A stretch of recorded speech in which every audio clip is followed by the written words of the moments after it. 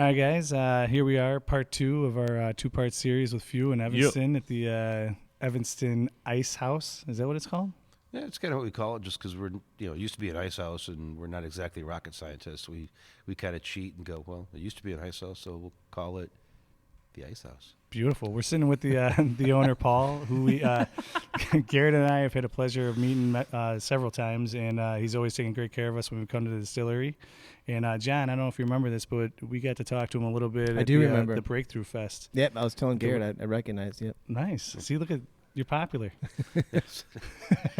But first and foremost, thank you so much for joining us today. We know you're a busy guy and taking time out of your day to join us for this. Oh, yeah, thanks for having me on, and thanks for coming out.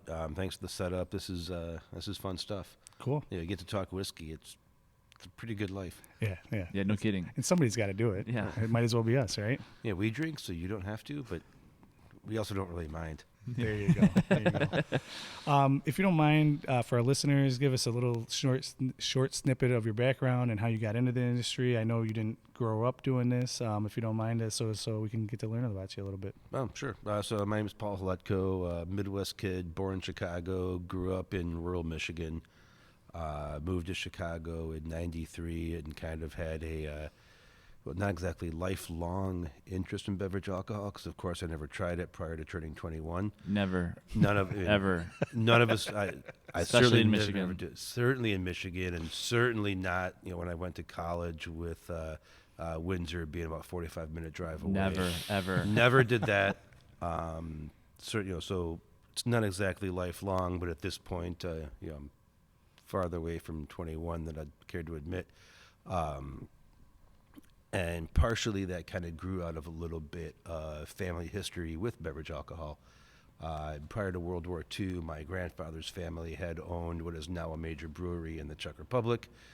Many people are acquainted with what happened in 1939, but if not, the Germans and /Nazis invaded Czechoslovakia.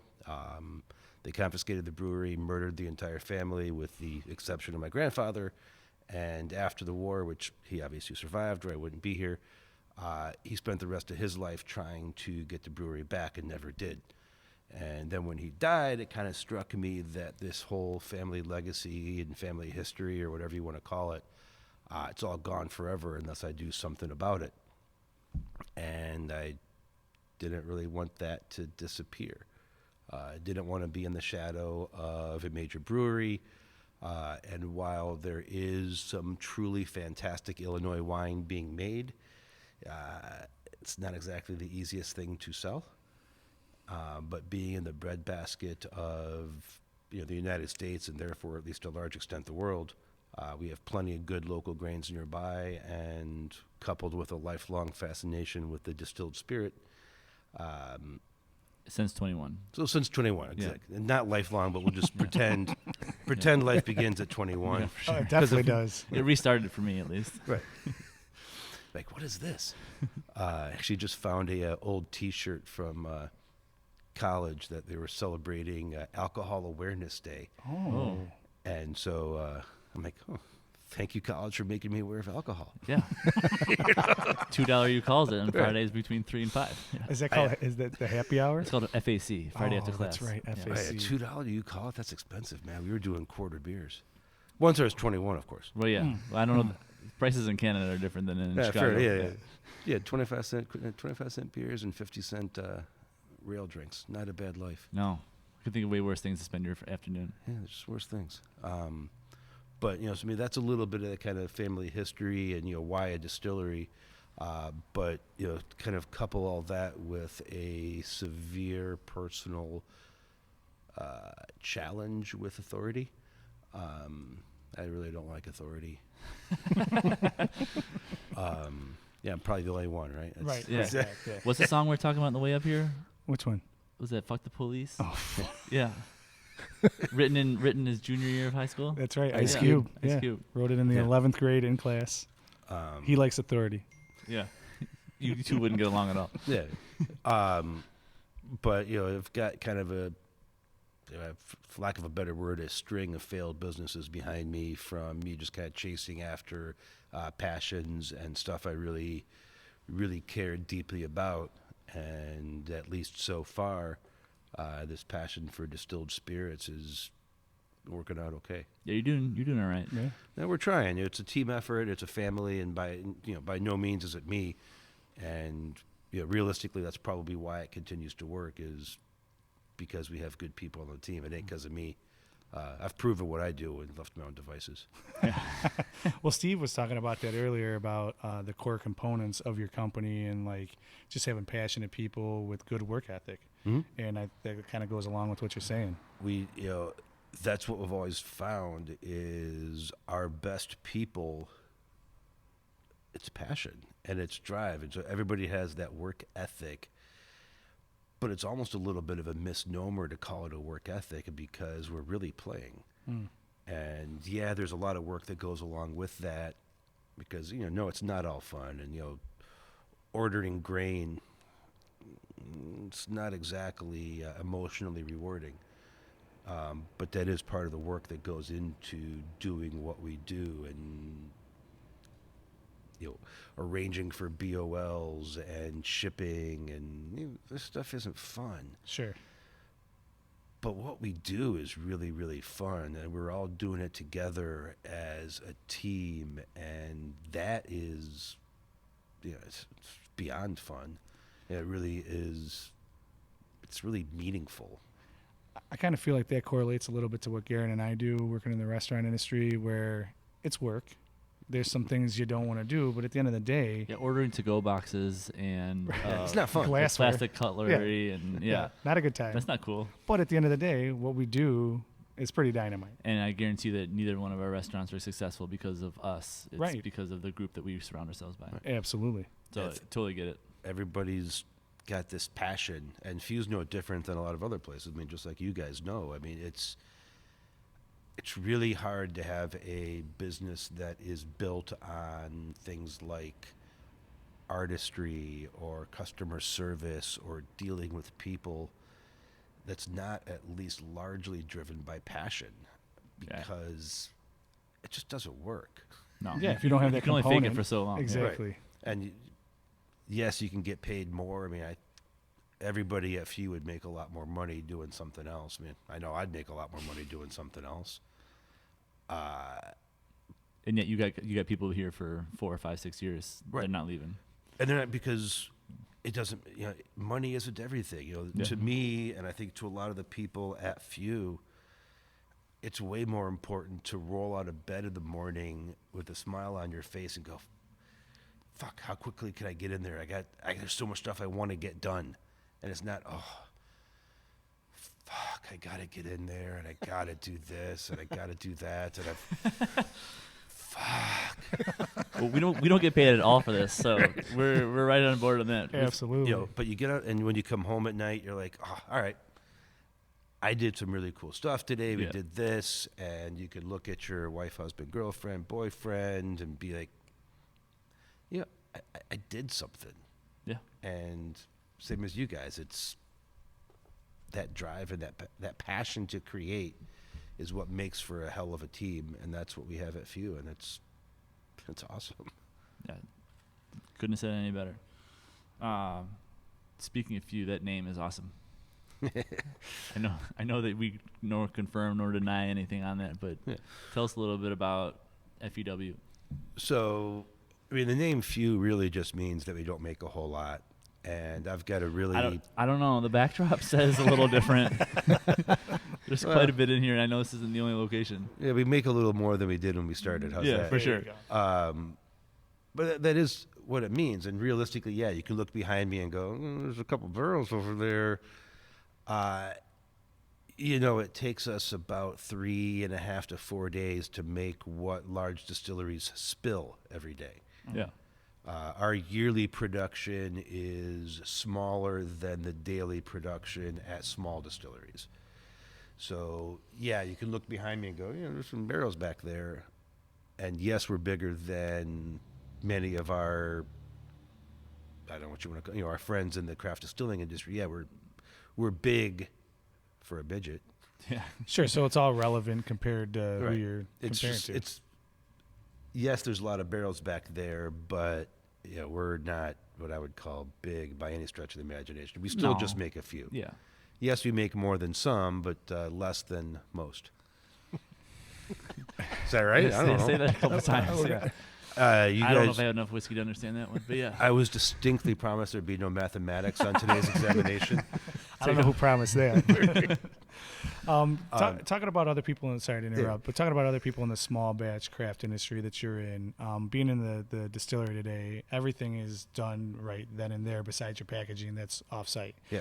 Are other places of the similar size have the same production size facilities? Because I've never been to anything. Is it, in your experience, is that similar or does it seem different?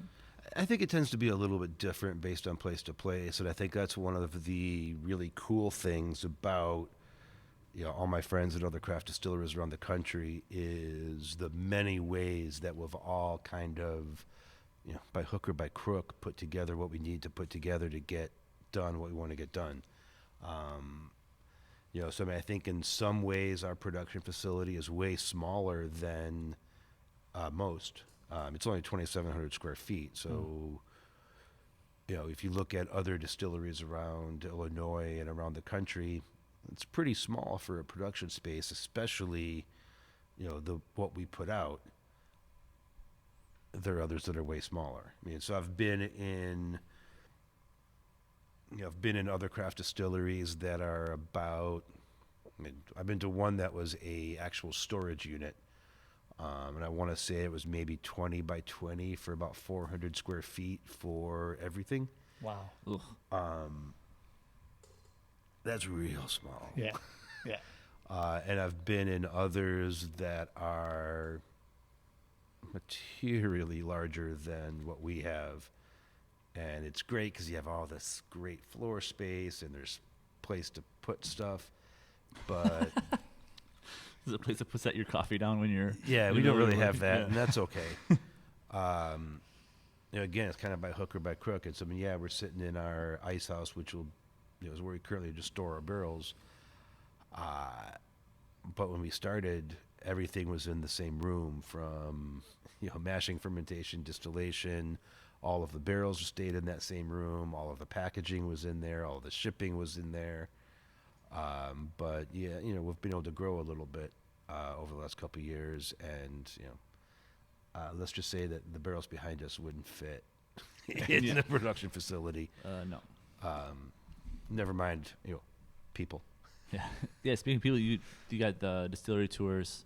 It's, obviously, it doesn't take that long to take a tour of a 2,700 square foot space, but give the people who may not know you guys as well as we do, like what they should be looking for if they want to do a tour. Sure. Tours are easy. You can certainly book them online at fewspirits.com. We do a cocktail hour on Thursday nights. We do tours Friday afternoons and evenings. We do tastings and tours on Saturday afternoon, Sunday afternoon. As long as the weather's nice, about once a month we do what we call the Few Friday. It's an alley party, food truck, live music, cocktails. Cool. Is that out in the hop garden? Yeah, out in the hop garden, Yeah. exactly. The hot farm. Hop farm, sorry. We do other events, and so we've got. We try to do stuff to help spread this message and let people see, hear, smell, the sights of a working distillery. We were talking about that last time I was with Steve. Like, that makes a huge difference, I think, when people go to like pick a spirit or like get like interest about something. When they like see and talk to people and are around the actual product, they get way more into it. They make it way more interesting. Especially in this business of distilled spirits, where there's so much smoke and mirrors, and the consumer is lied to on the regular. Why is that? Because they can. Yeah. Because there's nothing stopping them. And there's nothing stopping them, and the consumer, it is what it is. But so I think when people come and make contact with Few, they see there's no smoke and mirrors. Like, right. We are what we are. You can come in and you can smell it, and you can see the bags of grain, and you can see the stills, and you can smell it. And it's loud, and at least for Few, you walk down an alley and you're going right by the dumpsters, and you're like, "Oh, should I be here? Yeah. This feels really shady." Yeah, this that's can't exactly what I possibly thought the be first right. time. Yeah, I drove past it like 4 times trying to This figure isn't out where right. it No, was. it's not down there. That's just an alley. That's who'd put a distillery down an alley? And then you meet me. You're like, "Oh yeah, he would." Oh, that guy? Yeah, that makes sense. I think the first time I came here, there was a delivery truck dropping off grain and it was leaving, and I was walking, trying to like squeeze past it and not get run over by the truck. And my wife's like, "I don't think this is where we're supposed to be." I'm like, "I'm pretty sure it's down here." This doesn't feel right, honey. There's a dumpster.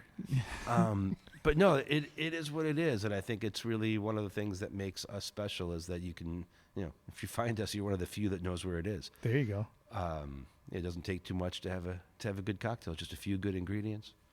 I like how you keep using that word. That's great. The word "few" keeps popping up there. No pun intended. I challenge you to go through your daily life and not use the word "few" several times. Okay.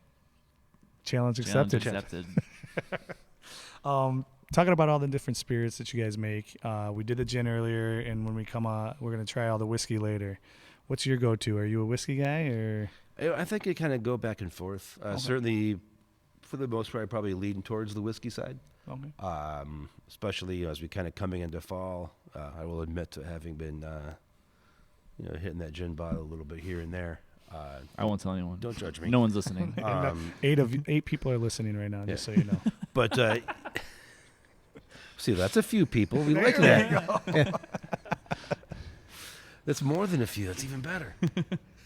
But yeah, I mean, we're coming into brown whiskey season. There's Totally. nothing better. There's nothing better than all winter long sitting, having a nice glass of brown whiskey and contemplating life. This past weekend, the weather wasn't even like cooperating with what, in my mind, brown whiskey coming or brown spirits coming out. I made more Manhattans and old fashions this past weekend than I had in the previous 2 months. Yeef. It's coming. Yeah. Yeah. It's time. People are like, yeah. And not there's anything wrong with sipping on a bourbon in the summer. No. You sit on the back porch, but maybe you'll put it on the rocks instead of serving it neat. There you go.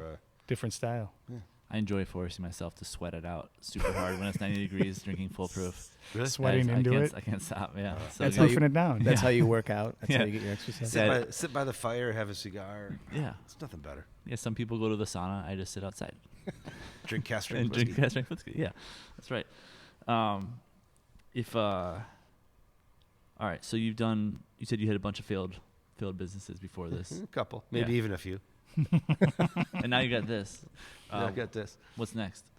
I just want to create. I want to keep on making stuff, and I think that's one of the really cool things about a craft distillery is we can always make more. Well, almost though, right? Because you can't hit a certain threshold and you lose. Yeah, but we certain can. components. But we could make different stuff, and Yeah. so and you could just see that happen from time to time. We got the American whiskey we're going to try in a little bit. That's a result of trying weird stuff. Yeah. We're releasing a brand new product that we're internally calling Cold Cut because that's the brand name. And we're really excited about that. But that's another one where it's like, all right, what can we do that is really cool and different and we haven't seen before? One of my big pet peeves is when I see one of my friends at a craft distillery do something that I should have thought of first but didn't. I'm like, oh, that's a good idea. Why couldn't I have thought of that first? Damn it. I just rip it and make it better. Yeah, but if it started being done, where's the fun? That's true. That's a very valid point.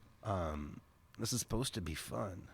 But we get to make new stuff. And so I think that's the kind of thing that always ties everything I do together is that creativity and making new stuff and working with few and at a craft distillery. There's really no limit to what I can make. Maybe there's a limit to the volume we can make, but we can do whatever we want up to that. So American whiskey, Cold Cut. We've got a collaboration coming out with one of my favorite rock bands of all time, the Alice in Chains. Yeah. That should hit the market in 2 weeks, maybe. So it'll be out by the time this podcast comes Yeah. out. Then Perfect. what's the name of it? It's called All Secrets Known, which is an Alice in Chains Yep. song Yeah. if you're a fan. Yeah. And it's our bourbon whiskey finished in a tequila barrel. It's fucking delicious. Nice. We worked with the Flaming Lips a couple years ago. I remember that. We get to make stuff, and that's the cool stuff, and that's really kind of what I've always done before in the past. I was a pro guitar player for a while, making stuff. As a record, owned a record label for a hot minute. Maybe not making stuff, but pretending to make stuff, I guess. Sure. Still creative. It's still creative. Also, other stuff like that where it's making new things that didn't exist when you wake up in the morning and when you go to bed at night. Something exists in the world that wasn't there before. That's what I enjoy. That's awesome, man. Speaking of like making new things, when you guys have a new product come to market, what are some of the tactics that you guys use to kind of blitz it out there, let everybody know about it? And do you choose different markets for it to go in, since you guys are in a lot of markets? Tactics is something that we're definitely kind of learning, shall we say. Okay. As we've grown, growth presents other challenges.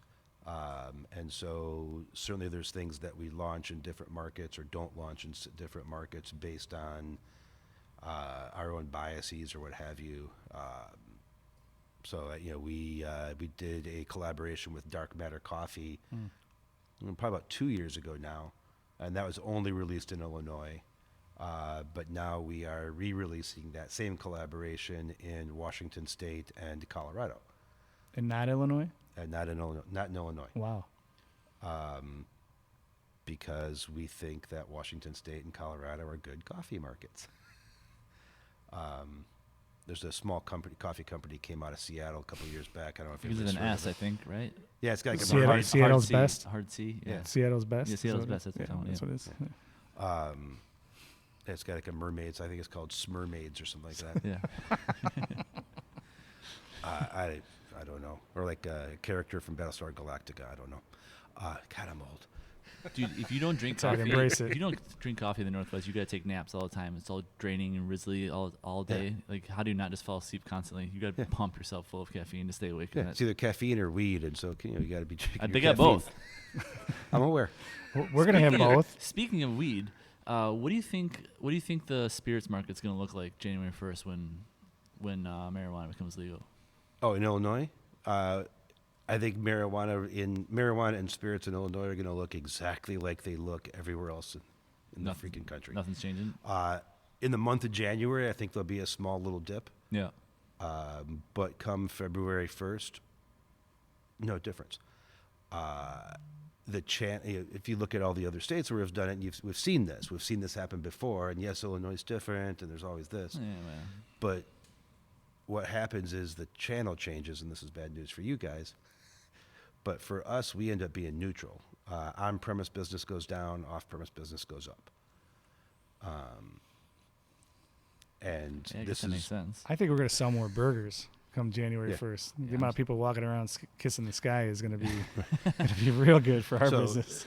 That's what I see happening is volumes will stay the same. The channel might change a little bit, but realistically, at the end of the day, anybody that wants marijuana He's already gotten it. already has it. Yeah, absolutely. So the only real difference, again, looking at what happens in every other state where marijuana has become legal or rec legal, there's fundamentally no difference in consumption from everybody from 21 to about maybe 50 or 55, somewhere in there. Okay.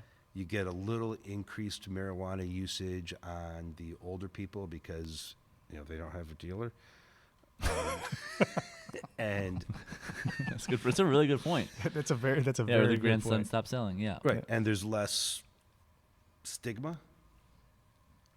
But Yeah, no one gets angry at the 70-year-old who's chiefing, but the 22-year-old who doesn't have a job. Oh, yeah, he's deadbeat. Yeah, deadbeat. Right. Yeah. and I'm not judging anybody, but this is what the market has sold us in the past, is Yeah. that cannabis has no effect on liquor, some effect on beer, but minimal.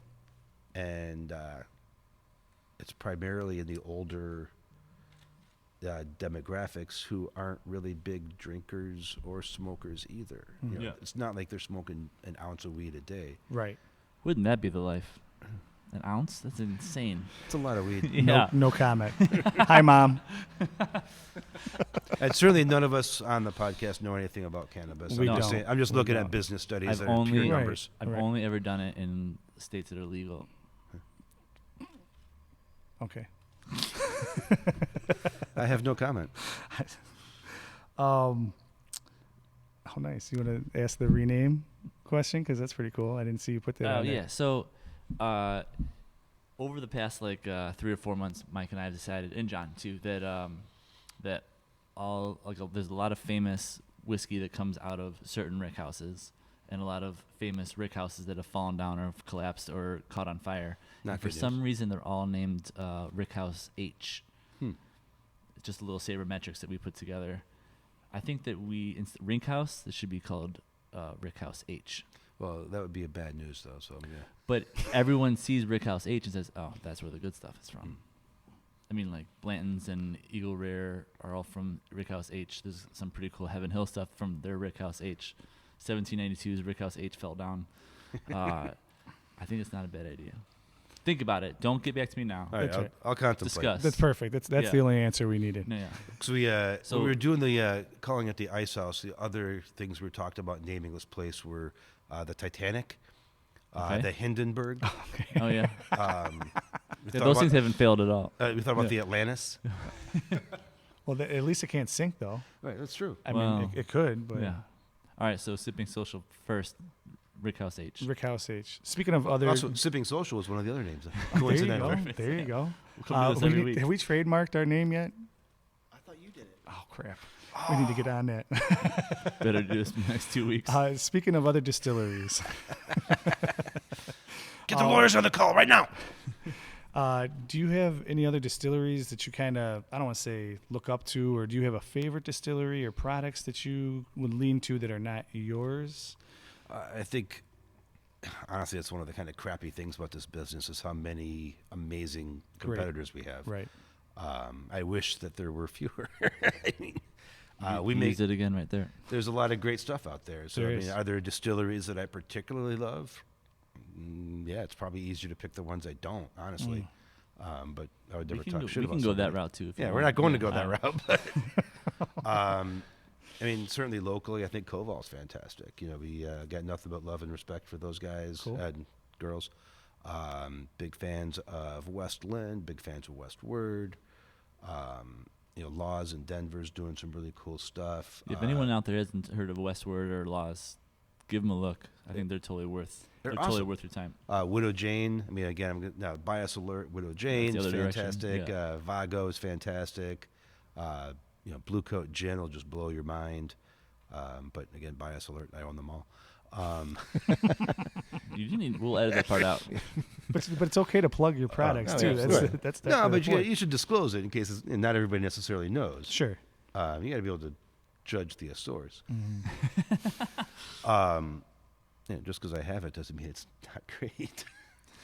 You know, there's some really fantastic stuff out there, and I think that's really fun. Like, you know, getting together with the American Craft Spirits Association and all my friends there. You know, at this point, just once a year, effectively. But you get a whole bunch of people together who are just like you, who are like-minded and creative and obsessed with the exact same stupid thing that we get obsessed with. It's really fun. It's awesome. What's the next whiskey fest that you guys are going to be at? The next Whiskey Fest is actually tomorrow at the Indie Spirits Expo here in Chicago, Illinois. Under the brand name Whiskey Fest, our next Whiskey Fest, I think, is San Francisco, which is in 2 weeks. Are you going to that? I will not. Okay. A few will be there, but I won't. Okay. Whiskey Fest New York is in December again this year. I will also not be at that, but few will also be there. One of the advantages of growth is I don't have to be at all the shows anymore. Nice. You know, there's a whiskey show once or twice a week in every single city in the country, so you can't physically go to them all. Right. It doesn't physically work. But there's a lot of great shows, and you know, certainly anybody listening, if you haven't been to any of these Spirit Fest or the Whiskey Fest or you know any of the number of iterations of walk around and drink whiskey, you should. It's fantastic, and you get to go and 100%. meet people, and you can try a whole bunch of stuff that perhaps you wouldn't be able to either because you can't find it, because your local favorite watering hole can't actually stock every single bottle no matter how much they want to. So you get to try stuff, and you get to meet people, and you get to see stuff, and they tend to have master classes. So you can go and learn about this obsession we all have in a safe, non-judgmental, friendly environment that is theoretically not intimidating. Well, when John and I went to the Breakthrough Fest, I thought it was really professionally done. Everybody was there to learn, and there's been some beer fests and other fests I've been to where everybody's just there to get wasted. And that was not the case for this. I'm not saying that there wasn't drunk people there, but it was more about the knowledge than it was anything else, and networking, which I really appreciate, being able to walk away from something like that, having a couple of things in my back pocket that I didn't know before. So yeah, check out these festivals. Don't be shy. Buy a ticket. Yeah, it's expensive. It's worth it. Yeah, but you think like if it's $150 for the ticket, it's a 3.5, 4 hour event. If you were to buy, an ounce of everything that you could be able to try there, it's like a $700 value. Easy. And then, Without flinching. You'd be blackout hammered, but you get to literally pick specific things that you want to drink at each portfolio. It's absolutely incredible. Yeah, I mean, like a round of golf is like $90 or $100, and you get nothing out of it, but pain and heartache. You get to walk in a bunch of grass and be upset for the next 4 days. Well, on the other hand, my golf style is a beer a hole, which usually means that I'm pretty much done after 4. Nice. And then you retire to the last hole. Low score, and you got a good buzz. I tried golf with my kids once, and that didn't go very well. Yeah, I shot a 39, but I only shot 4 holes. Yeah. That's funny. So Chris, we do this thing called YEEF, where it's a yearly ebb and flow of busyness, right? So Mike, you want to give the whole definition of that? You're big on this. Yeah, so thank you. This is a phrase we've coined, yearly industry ebb and flow, and obviously that can represent any industry, but we're talking about the restaurant industry and how season to season it changes, or even pay period to pay period it changes. Is there anything in your mind that you can think of with your specific industry that can, the up and downs of it? We were kind of talking to Steve earlier about the busier time and how you guys are ramping up for like holiday packaging, and then in January it kind of takes a dip. So we kind of got that. But as far as maybe the introduction into new products and how that would affect your yearly industry ebb and flow, is that something you just kind of like plug into it, or is it something you kind of, for the new products, you kind of just keep it on the side and see how it goes? Sorry. I think there's an awful lot of seasonality to spirits. Ranging from your OND holiday rush with both on and off-premise sales skyrocketing to your OND hangover in January when every bar and restaurant's like, yeah, no, we're not taking any more products. Yeah, we're good, man. Yeah, we're good. Yeah. And you could see seasonal variations in product mix, for example, in particular, oddly enough, in Chicago. Where gin spikes in February, March, April, May, June, and then falls off the cliff on September 1st when bourbon and rye pick up, and you can see some of those other changes as well. As far as innovation releases, partially it depends on when stuff is ready, but it's also something we also watch, and we're not going to try to launch a new product in, say, for example, December. That's not going to work. Right. Launching a product in December is A, stupid, and B, just not going to happen. But same thing with trying to launch a new product in, say, for example, trying to launch a new whiskey in May. Maybe that's not the best time. Maybe you hold that one back for a little bit, but it varies. There is no cheat sheet. There's no instruction rule. Right. There's no book for it, but as far as like you guys kind of have an idea based on your knowledge of the industry of when things should come out, and it's got no signs, it's got no dividing lines, and Yeah. very few rules to guide. But there's a lot of room to go. Cool. I'm thirsty. I'm kind of getting thirsty over here too, Johnny. How are Yeah, you? I'm thirsty. You thirsty? I'm Should ready. we start trying some whiskey over here? Absolutely. Beautiful. What are we going to start with over here? You said you wanted to start with the rye, right? No, Or the either way. bourbon. Bourbon, rye, American. We'll start with the bourbon. It's all good. Who's got the knife they're going to whip out to open up this bottle? Oh, it does have a Just a paper lid. It's just as paper. It's already got But the it- but plastic it- taken off. But it looks so cool when somebody pulled out the Looks knife. like the earlier. bottle's gonna get shanked. There we go. There it is. There it Nice, is. There that it is. There it is. Save that sound. First day of 6th grade, my daughter goes to school, and they had an assignment where they had to create an alternate use for a household object. And so my charming, lovely, 11-year-old daughter sharpened the end of a toothbrush to make a scalpel. Oh wow. No. Oh Yeah. boy. Like, so you made a shiv, honey? Yeah. And she's like, yeah. My wife's like, that's right. Snitches get stitches, honey. No more HBO. That's for- my family. There we go. Do you want to drink out of a the Glencairn or a plastic glass? What are you looking Well, for? always drink out of a Glencairn when you can. Right, Marty Duffy? That's right.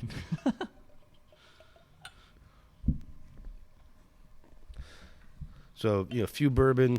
Doesn't taste like Kentucky bourbon because it's not Kentucky bourbon. It's made right here. Oh, you want to switch back? That was fine.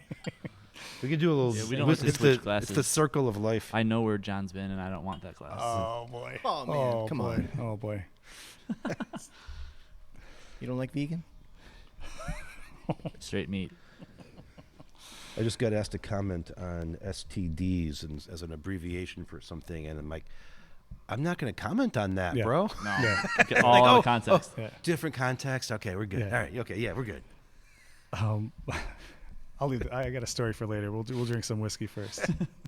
Cheers to the few bourbon. Can we get a? Do you guys disclose your mash bill or? Sure. I mean, so our bourbon, 7% corn, 20% rye, 10% malted barley. We use a Belgian Saison farmhouse yeast for the fermentation. Just like we were saying earlier, one of the challenges with spirits is the fact that our competitors make exquisite quality stuff. Mhm. So we have to make stuff that matches their quality and tastes different. Sure. And so, yeah, we talk about our mash bill, we talk about our yeast, we talk about our fermentation. Cool. And all of these things are what make few spirits stand out, taste different, match the quality that they produce down in Kentucky. But it's ours. We make it. It's aged right here, but it's made up the street. Beautiful. Cheers. Cheers. Cheers, Johnny.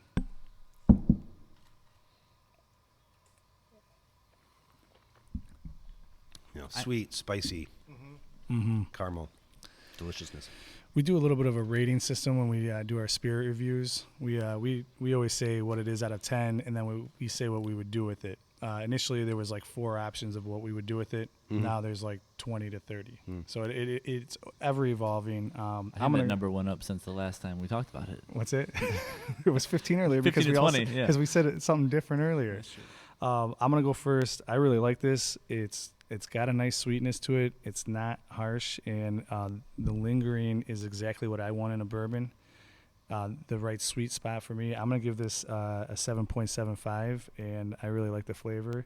And I'm gonna buy a bottle of this for home. Yeah, I'm with you, Mike. I'm going to buy a bottle of this as well. I thought the sweetness on the front was really nice and really super smooth. I've only had one Rumplemans today, so I'm just going to preface that. Oh yeah. So this is a true Slacking. rating for me. Should we bring it out? After the whiskey. After the All right. whiskeys, yeah. Yeah. I thought it was really delicious. I'm going to give this a 7.5. Have you ever rated anything else that rating before? Absolutely. Is that your first 7.5? Yeah. They don't call you Johnny 7.5? Oh. No. I really like this one too. I think everything you said about this is exactly right. The little bit longer taste, the sweetness in the front, the smoothness. I think if I was tried this 4 or 5 years ago, I would have said maybe not for me, but I think this has totally changed, and I think in a really, really good way. I'm going to give it a little bit higher. I'm going to give it like 7.9, and I'm going to gift this. 1, because I have it. 2, I don't need a second bottle before I finish the first one, and I want to let other people know about it too. So I'm gifting this at 7.9. Cool. I'm going to give it a 10.0. That a boy. That a should. boy. Well, that's it. Steve didn't get any ratings earlier. And I was hoping to jump in and be like, this Yeah. is a 12. On a scale of 10, 100. There you go. But it only goes to 10. But this one goes to 11. Yeah, what I also think is really cool, and I think that a lot of the craft spirits are getting into this too, about being super open about what is in it and where it comes from and where the wood comes from, where the grains come from. And some of the big guys down south want nothing to do with that. I think it's really cool that as a bigger guy, and I don't want to say a big fish in a small pond, but like you guys are bigger than a lot of other craft spirits, that you guys are still maintaining that. So props to you guys for that. Well, it's kind of it's who we are. You know, we say what we are, and we are what we say. And sadly, that's a rarity in this business. Well, I mean, you could have gotten away from it. So It's not who we are. Sticking to your guns. That's awesome. So we are who we are. Cool. there's only a few of you out there like that. See? There's- Challenge failed. There's only a few sips left in this glass. Am I going to drink it or am I going to toss it? Yeah, I'm I mean, going to that- drink it. You're going to toss it in front of Paul? Yeah. we'll make a few more if you have to toss it. What do we call it? What do you guys call it? Reverse. The reverse angel share? Yeah, we just throw it right back on the barrel. Throw it back right on top. It's reverse angel share. When we did our barrel pick here, that's what everyone just chucking it against the barrels, and I was like, oh, what a waste! It's all barrel proof rye. It's delicious. It is delicious. Yeah. We got more. Yes, that's the truth. What do we got next, G? We're gonna do the. I heard, you could hear the slap of the whiskey on the barrel. That was the best sound effect. All right, I'm gonna pre-reference this. This is probably the favorite thing that you you guys do. See, this is one's this one still has few the rye. plastic on it. Oh, Yeah. get that knife out. But Go no, get the- there's a pull tab. get the Everybody toothbrush. was I'm shaking just saying hard. it was so All cool right, you wanna- though. It was so cool. You should carry that toothbrush around with you. That's right, honey. Snitches can't- get stitches. I can't tell if Paul thinks he's got bad breath or if he's in a bad neighborhood.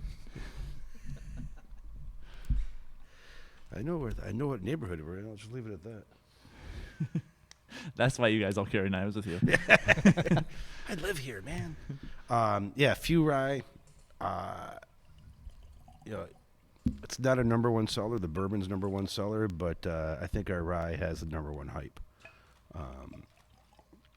Why do you think the bourbon sells better than the rye? Bourbon's a much bigger category than rye. Yeah. So really, if you look at math, because although again, you promised me there'd be no math on today's You just keep bringing it up. Nobody made any promises. We just promised to drink your product. Rye is just a small category, and historically, rye was effectively non-existent. Certainly rye was the number one product for many years in the United States, where Prohibition kind of killed that. Because rye has a big, bold flavor that was less preferred, especially as the 1970s came around and the rise of vodka. Flavorlessness was an asset. So where does that put rye? Too much flavor. Yeah, way too much flavor. Yeah. And it really wasn't until, in the whiskey world, really soon, the last, say, 10 to 15 years, that rye started making a resurgence. And, at least in part driven by few and by our friends over at Templeton and Koval and probably a couple others, but realistically, Journeyman makes a bunch of rye. Journeyman makes a bunch of rye, makes some really good rye at that. Mm-hmm. But if you go back before, say, like 2005, rye just didn't really exist in the marketplace.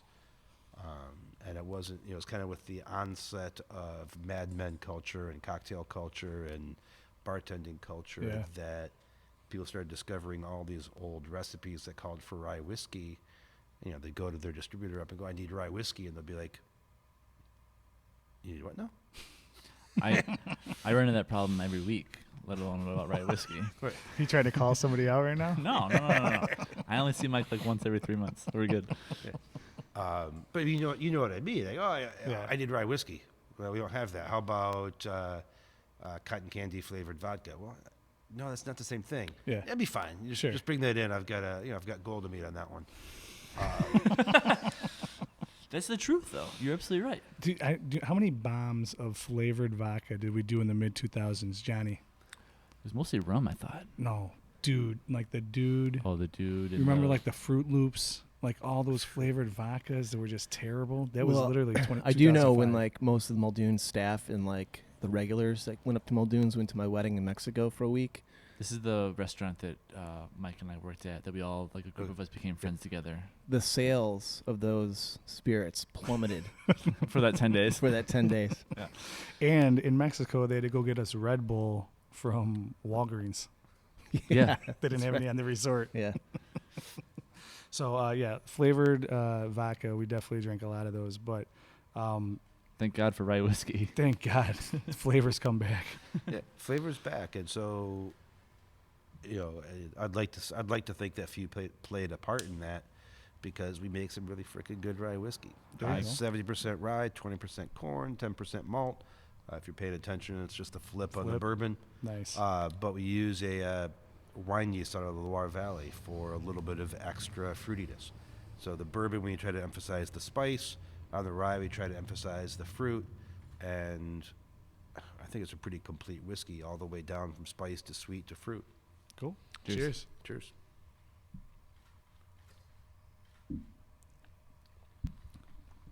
Oh man, If you that's my favorite. I swear to God, if That's you my two favorite. say that you don't like this one, That's my favorite. I'm going to chop you both in the throat. But great tart cherry, Yeah. a little bit of That's maraschino, fruit, plum, pear. That's dynamite. I'm definitely buying this for my basement back bar. Mhm. It's really, really good. I'm going higher with this one. I'm going 8.5. Is that the highest spirit? No. No, it's not. Second highest? Yeah, he's giving Third a couple. He highest. gave a 9. Okay. Tell you what, out of 16 episodes, top 3 is, Pretty Yeah. good. especially for John, everything's 7.5 for him. I've been drinking a lot of rye So lately you're buying in 7, and you said buying in 8? for the house. Buying 8.5. Oh, For the 8.5. Nice. John, Mike, what do you got?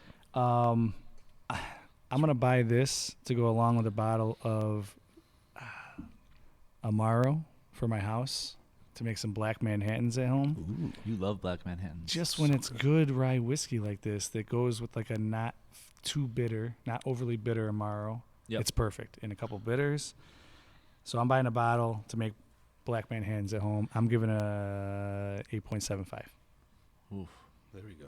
It's tasty. I've been drinking it. My palate's kind of changing, and ryes are starting to become are coming to the forefront much more so than they ever have been in Yeah, my life. I can't agree with that anymore. I'm all in on ryes unless they're the only other thing I like better is high proof uncut bourbon. So after that, then it's the rye. I have a bottle of this at home. Are there any bottles you don't have at home? Probably. Maybe a few. Okay. Yeah, maybe. Ooh, maybe a few. You gotta gin. bring a few home then. I am nice. I'm buying a backup one of these, and then after we have that gin cocktail, I'm gonna make you guys an old fashioned with this rye, because I think this makes a killer old fashioned. Awesome. And going to your black Manhattan, I think it totally works. I think a standard Manhattan works really, really well with this too. But a standard old fashioned with just the bitters, booze, and simple works really, really well with this. And I'm gonna give this 8.76, just with a 1-up Mike. Have you had Thanks, the guy. Vigo Amaro yet from Philly? Tasty. It's So worth your good. time. Okay. So good. Nice. Talk to Mr. Sir Cookie behind me. You got He it. might be able to get you some. So good. Cool. It just ask for a sample and just take it home, and don't worry about it after that. Well, we have a black Manhattan on the menu right I now. know what I'm There- saying. You just take it yeah. home. All right. Yeah. That'll be the house. Yeah. The house That's what I'm talking Amaro about, to yeah. go along with the few rye. Just make Bourbon Belly pay for it and take it home. Sweet. So is this a 10 for you too? Absolutely a 10. Perfect 10. Same as the bourbon. Yeah. Weird. It's strange. Strange stuff. Before we get into the next one, I want to talk to you really quick about the packaging. We talked to Steve for a second. We think that I know you're gonna change up your bottles for a little bit, but the labels I think are really cool. Do you want to touch on that really fast? Sure. I mean, the bottle's changing just a hair, but not really noticeable to a whole lot of people. Different, a little more elegant, but all the labeling is going to be They're pretty elegant.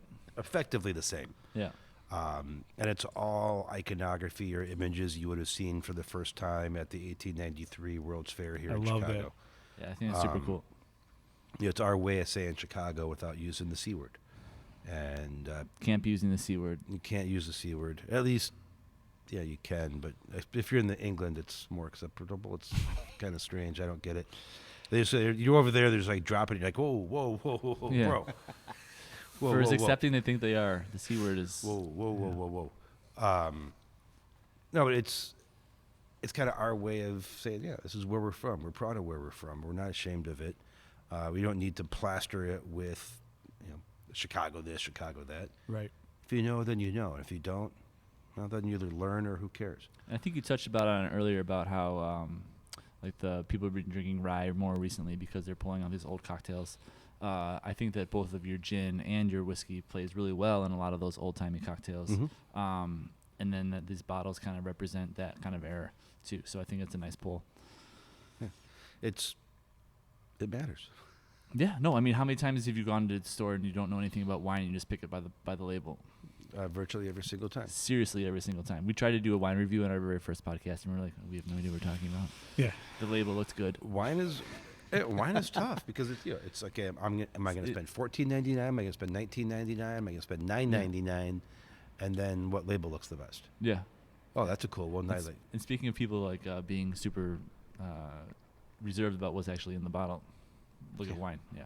Anyway, let's talk about the last one. What do we got? So this is our Few American Whiskey. This is our kind of newest wide-scale release. Came out last fall, but in super limited amounts, just in Chicago and New York. And it has recently spread out. I'm not exactly sure where it is now, other than almost everywhere. Thanks for the 2-ounce pour. I appreciate that. It's a reverse angel, sir. I got to give Johnny props for his little infinity barrel he's got it going on over there. We're all going to take a sip out of that when you're done. Yes, just exactly. So you know. It's like the slop. But so like this, the American whiskey kind of came out of This is the one with the globe and the eagle landing on top of it. Yeah, so that was an image that was on the cover of the yearbook from the World's Fair. So back in the day, if you went to the World's Fair, Everyone signed it? no, but The you'd yearbook? come home, you'd be like, I went to Chicago and I saw this, and people would be like, yeah, you did. Nobody went to Chicago.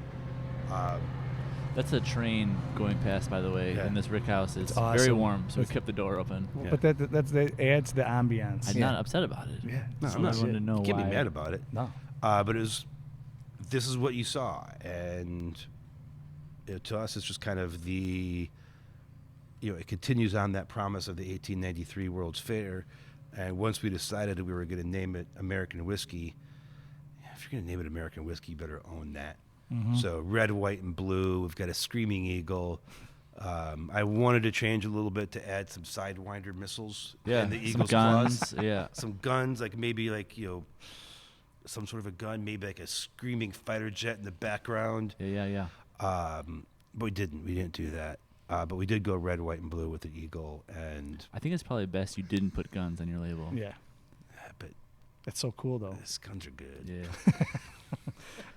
We like guns, right, Johnny? I'm not against Absolutely. it. Yeah, we like guns. So everybody was upset when TTB used to be known as the ATF, Yeah. because that was the most popular government agency to work for. Because who doesn't want to work with alcohol, tobacco, and firearms? I'm doing it anyway. I mean, I will we're already confiscate some there. stuff. I mean, we've got knives. So you can just call. It's all good. Good to go. Step it up. All right, let's try Uh, this. So you want to talk about the mash bill real quick? So the Few American Whiskey doesn't really, strictly speaking, have a mash bill because it's a vatting of 3 different whiskeys. And that's why it's called American Whiskey, because there's really no class and type that covers it other than American Whiskey. So this is a vatting of our bourbon, our rye, as well as an experimental whiskey that we made that we loved and didn't quite know what to do with. But when we vatted it out, we liked it even more. And so this is kind of that result of, this is really delicious stuff. And let's figure out a way to get this into the people's mouths. Nice. I'm ready to put it in my mouth. The whiskey. Thank you for nobody else making a comment. I was just trying to digest what you just said. That's what she said. I'll add in a zipper sound. Or like a. Can we take that in post? And here's where you insert the missing 15 seconds of tape time. Is that how this works? Yeah, that's for sure how that works. So when we came out and did our barrel tasting, you said grab something off the wall, grab some swag, take it on your way out, and I grabbed the flask. And as I was walking out, you said you're just gonna leave with an empty flask, and so you filled it up. You filled it up with the American whiskey, and it sat in my liquor shelf for about, because we went out boozing pretty hard after that, so I didn't feel like I needed to be drinking while at these bars, especially if I'm not paying for it. So it sat for like 3 weeks, and then I poured it all out into a glass, and I think it tasted better like 3 weeks later than it did when you popped the bottle for the very first time. So I do think this is a product that is really good, but I think it enhances a little bit better after the bottle's open for a little bit. Yeah, a little bit of air is never really gonna hurt per se. No.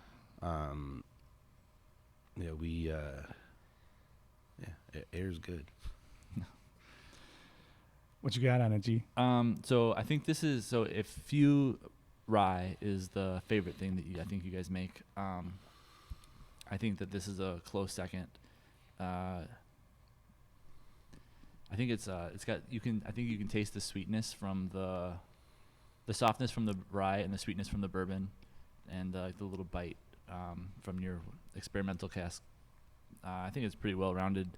I think this works really well on the rocks. I'm not a big fan of it neat, but I think on the rocks it's killer. Mm-hmm. So I'm gonna give it a 7.7, and again, I'm gifting this because I want more people to know about it. I really like the flavor. It's not as smooth on the finish as some of the other whiskeys that we've had here, and but I really like the flavor. I'm going to give it a 7.75, just a 5-up G. And I should have gone last. That's why I asked you first.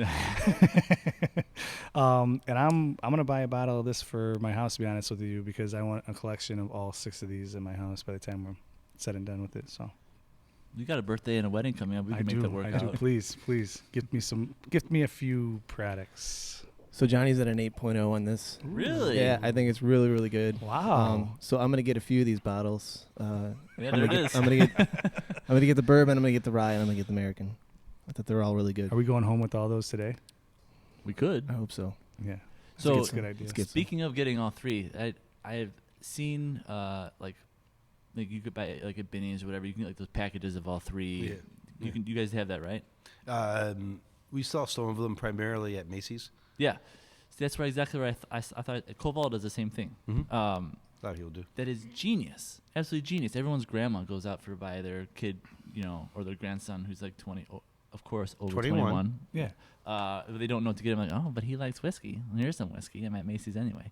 That is genius to be at a department store. When I first saw it, I was like, why are they selling booze at a clothing store? It's genius. Because it flies. Because it flies. I'm sure it does.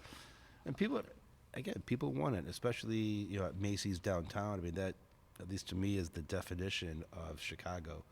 I remember going to see Santa with my grandparents when we went there. I went to have at Old Marshall Fields. Yeah, exactly. Yeah. We're actually releasing a commemorative bottling with I won't call it Macy's. I'll call it Marshall Fields, but with the Marshall Fields clock on the label this fall. That's awesome.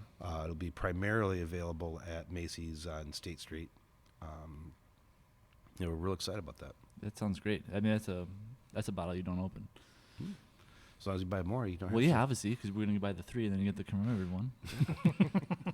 This is how I get in a lot of trouble. A lot of trouble. Yeah. A lot of arguments at home. Enough arguments. Enough. Yeah, that's for sure. Well, Johnny, you got anything else you want to talk about while we got Paul here? No, I think No? I'm good. Yeah.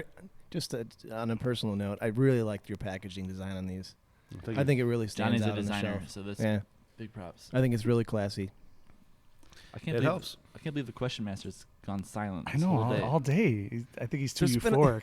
There's been a lot of great conversation today. I don't need to add anything else. Would it help if you were like sitting on the same level as us? Yeah, I feel like I feel like I should just be sitting on the floor. Yeah, did you do your homework? Maybe I should have done a little more homework. I'm sorry, guys. I really agree with John in the packaging. It Yeah. looks classy. It looks vintage. It pops on the back bar. We have the barrel, the select pick that Garrett did. You were there. You picked it. I was there. Fair. Okay. So, but we have that barrel or that bottle on our back shelf on a specific shelf, and everybody always comments on it. They're like, "What is that?" It's just an easy conversation piece. It's important. Yeah. When you went to the designers, like, your job is to make somebody pick the bottle off the shelf or to point at it. My job is to make them like it. Your job is to make them go, huh, or what's that? Yeah. Wow. It's all working. Well, thank you for making such delicious booze that we get to drink on a day-to-day basis if we want to at our restaurants. Responsibly at home. into moderation. Yes, responsibly, of course. Thank you so much for having us out here and taking the time out of your day to allow us to sit in your Rick House, potentially Rick House H in the future. The future the Rick Sipping House H. Social Rick House, you mean? The Sipping Social Rick House Sipping H. Social Rick House Ice H. For all you listeners out there, please, you want to drink local? This is the best local. This is what it is. This is the creme de la creme. Come to Burger Social. Come to Maze and Mash. We're going to be running some really, really good programs with these guys over the next couple months. We're going to do some whiskey flights. We're going to do some promos involving the hats that Michael designed for us today. Yeah, if you want one of those hats, come out, drink some few, enter to win one of these hats. Some of them are signed by the owners and the distillers and the operational manager. I'll sign one if you want. No, that's going to devalue it. Also, I won't sign it for you. Right. Make it even more valuable. There you go. We also have a barrel head signed by the production crew that is going to be coupled together. Nasty. We're going to be coupled together. There it is. Beautiful. Coupled together with a hat and I think a bottle signed by the production crew. So we have a lot of giveaways. The bottom line is go out, drink Fuse products, write in, text us, email us, pictures, reviews, anything you guys want to talk about Fuse related. If you do that, we're going to hook you up. That's the bottom line. So we want to take good care of you guys, just like Fuse is taking good care of us today. They rolled out the red carpet for us. Feel more than honored and privileged to be a part of this, and I can't wait to potentially do this again in the future. So anybody got any last words to say?